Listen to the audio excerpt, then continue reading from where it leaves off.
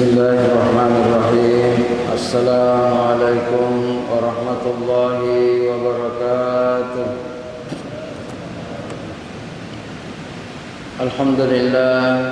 Alhamdulillahilladzi ja'alana ummata Muhammadin sallallahu alaihi wasallam wa ahda lana syahra Ramadan wa ma fiha minal barakati wal hasanat.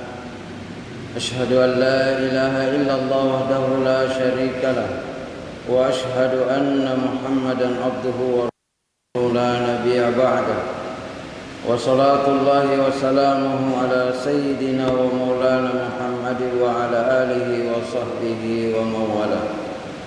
أما بعد. Hadirin hadirat jamaah sekalian dimuliakan oleh Allah Subhanahu wa taala.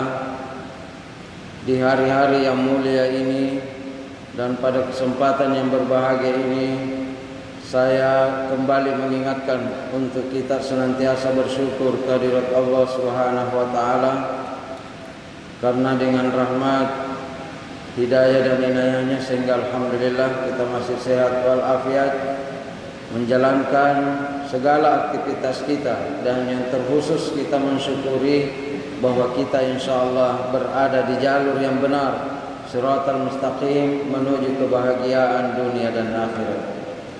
Salawat dan salam senantiasa kita peruntukkan pada junjungan kita Nabi besar Muhammad sallallahu alaihi wasallam beserta para keluarga dan umatnya sampai hari kiamat.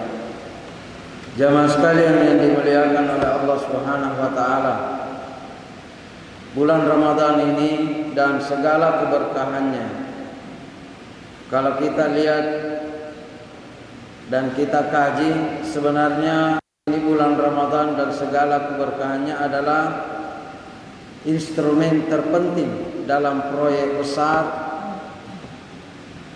proyeknya Rasulullah sallallahu alaihi wasallam, sekaligus proposalnya kepada Allah Subhanahu wa taala, yaitu sabda beliau, pernyataan beliau sekaligus harapan beliau, kullu ummati yadkhulunal jannah, seluruh umatku masuk surga. Ya, jadi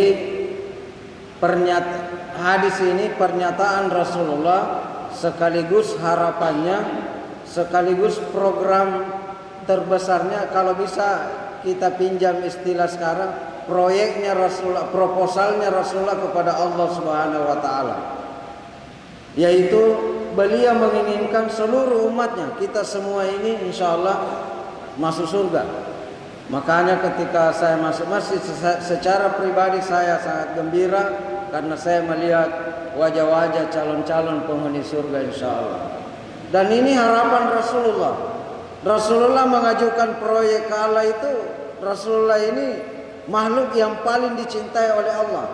Jadi 99% insyaallah proyek ini berhasil, ya, bahwa seluruh umat Rasulullah akan masuk surga. Dan salah satu instrumen pentingnya adalah bulan Ramadan ini. Coba kita lihat Pak, seluruh yang berkaitan bulan Ramadan ini ujung-ujungnya adalah surga. Di awal saja Nabi mengatakan, man fariha bidukhuli Ramadan faqad harramallahu jasadahu 'alan niran. Siapa yang gembira dengan datangnya bulan Ramadan, sudah diharamkan jasadnya masuk neraka. Kalau tidak masuk neraka berarti masuk surga, karena 2 jam hari kemudian, iya, masuk surga. Baru bergembira itu Pak.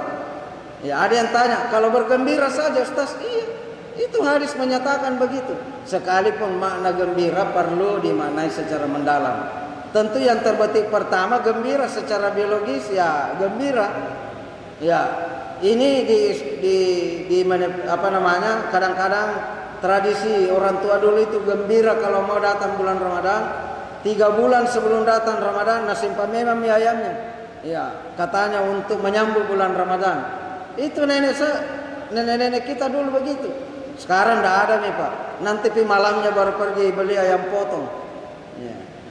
Kalau dulu itu orang 3 bulan sudah simpan memang. Kalau di Mesir saya lihat itu ada kue tersendiri nanti Ramadan baru dibuat itu awal bulan Ramadan. Itu bentuk kegembiraan. Apakah mereka ini dapat juga berkah karena dia bergembira? Insya Allah dapat. Apakah nanti masuk di proyek ini akan masuk surga juga? Insya Allah. Kalau Allah yang sudah terima, apa lagi? Iya. Apalagi kalau Allah sudah terima, dan itu kemungkinan besarnya. Dan orang yang gembira kalau masuk bulan Ramadan, insya Allah kemungkinan besar puasa itu. Ya, puasa itu. Kalaupun tidak puasa ada halangan, insya Allah dimaafkan oleh Allah Subhanahu wa Ta'ala. Itu baru awal, belum lagi masuk di dalil perintah puasa. Di ujungnya dikatakan la'allakum tattaqun, supaya kita bertakwa. Kenapa kalau bertakwa? Kembali lagi ke proyek tadi ini, di proposal masuk surga. Di ayat lain dikatakan surga itu luasnya bumi dan seperti bumi dan langit, disiapkan untuk orang-orang bertakwa. Jadi kalau bertakwa insya Allah masuk surga. Situ lagi. Ya, di hadis, siapa yang puasa karena dia beriman, maka diampuni dosanya yang lalu-lalu. Ma taqaddama min dzambi. Kalau sudah diampuni dosa, apa lagi? Orang masuk neraka itu karena ada dosanya. Kalau sudah diampuni dosa, apa lagi? Berarti tidak masuk neraka, di surga. Mangkama, siapa yang tarawih malamnya, qiyamul Ramadan, diampuni dosanya. Belum lagi doa-doa kita di bulan Ramadan ini yang disunahkan. Ya, nashhadu an la ilaha illallah wa nastaghfirullah nas'aluka ridhaka wal jannah. Kami mohon surga ridamu dan surgamu ya Allah, dan kami mohon berlindung dari api neraka. Berarti masuk surga semua.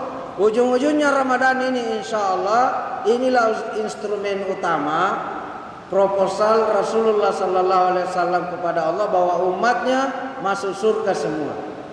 Namun demikian Rasulullah juga sadar karena yang maha berkehendak adalah Allah Subhanahu Wa Taala. Di mana-mana Pak kalau ada proposal tidak semua yang tertulis di situ diterima. Makanya Nabi sadar, disambunglah sabdanya, illa man aba. Semuanya masuk surga kecuali yang tidak mau. Iya. Jadi kalau ada orang Islam yang sudah melewati beberapa Ramadan waktu hidupnya, lalu dia tidak masuk surga, kecelakaan besar itu Pak. Iya.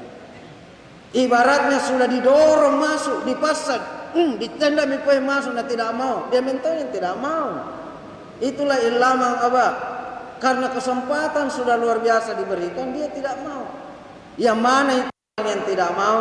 Saya kira-kira kesimpulannya ada 3 yang tidak mau itu. Yang pertama adalah orang yang mensyarikatkan Allah. Dia mengatakan Islam tapi dia menyembah lagi yang lain. Itu otomatis, dan kita ini tidak ada yang masuk di situ. Yang kedua adalah orang yang mendustakan dan menentang perintah Allah. Jadi beda itu tidak melaksanakan perintah Allah dengan menentang perintah Allah.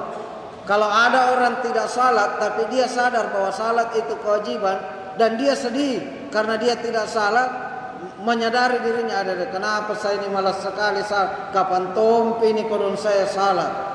Berarti orang seperti ini masih ada kemungkinannya diampuni. Kecuali kalau dia menentang, dia tompi tidak salah, sombong lagi. Siapa bilang perlu itu salah? Tidak gitu. Itu saja kerbau salah, gemut tidak salah, gemut tonji. Ini orang insya Allah dimurkai oleh Allah dan masuk dalam kategori ilaman aba. Dia tidak mau betul itu. Iya. Tidak puasa. Ada yang tidak puasa tapi dia sadar bahwa puasa itu wajib. Dia sedih, sembunyi-sembunyi. Insya Allah bisa diampuni oleh Allah. Iya. Tapi kalau dia tompi tidak puasa, dia tompi lagi sombong-sombong, merokok kiri kanan. Siapa yang bilang puasa yang wajib? Seakan-akan menghina, merendahkan syariat Allah. Maka orang seperti ini adalah orang yang dianggap menentang dan mendustakan agama. Dan yang ketiga adalah orang yang punya kesalahan yang ada sangkut pautnya dengan hak orang lain. Ini juga sangat berbahaya. Ini yang barangkali kadang-kadang kita tidak sadari. Ya, makanya itu program Ramadan ini diakhiri dengan Idul Fitri. Idul Fitri disunahkan kita saling memaafkan. Artinya tidak ada lagi sangkut paut kesalahan kita dengan orang lain. Olehnya itu mari kita amalkan ini, insya Allah Mari kita nanti di bulan Ramadan ini menjalankan ibadah dengan baik, dan Idul Fitri kita saling memaafkan. Jangan memelihara kebencian, jangan memelihara permusuhan. Ya, kita cairkan dan insya Allah saling memaafkan supaya tidak ada lagi sangkut pautnya di akhirat. Tidak ada lagi tuntutan. Ya, ada yang tanya, Kak Ustaz, bagaimana ada kesalahanku ini? Saya takut tidak dimaafkan saya bersangkutan. Karena katanya syaratnya itu dimaafkan, dikasih tahu apa kesalahan tak. Nah, saya pernah curi ayam bangkonya. Iya, saya bilang gampang ji, saya kasih tahu Pak. Bagaimana caranya? Kalau lebaran cepat ke rumahnya. Kasih tahu Pak, ini lebaran kita saling memaafkan semua dosa-dosa tak yang lalu-lalu. Ya, bagaimana Pak? Kalau Nabi bilang iya, dosa-dosa yang baik yang kita tahu maupun yang tidak kita tahu. Kalau Nabi bilang iya, insya Allah selesai persoalan. Kali ke hari kemudian nak tuntut kau pengen curi ke ayam bangkok, sudah meminta maaf. Nah, tidak bilang-bilang kau bilang curi ayam bangkok. Saya bilang semua dosa-dosa yang tidak ditahu maupun yang tidak ditahu. Nah, kita maafkan, ya beres persoalan. Ya, itu salah satu tips. Jadi kesimpulannya Ramadan kita saling memaafkan. Insya Allah kesimpulannya semuanya masuk surga insya Allah. Ya, dan kita akan buktikan itu betul-betul. Saya yakin dan percaya tidak ada lagi di antara kita ini yang masuk neraka. Semuanya masuk surga. Tidak usah makin takut insya Allah. Wallahu a'lam bishawab. Assalamualaikum warahmatullahi wabarakatuh.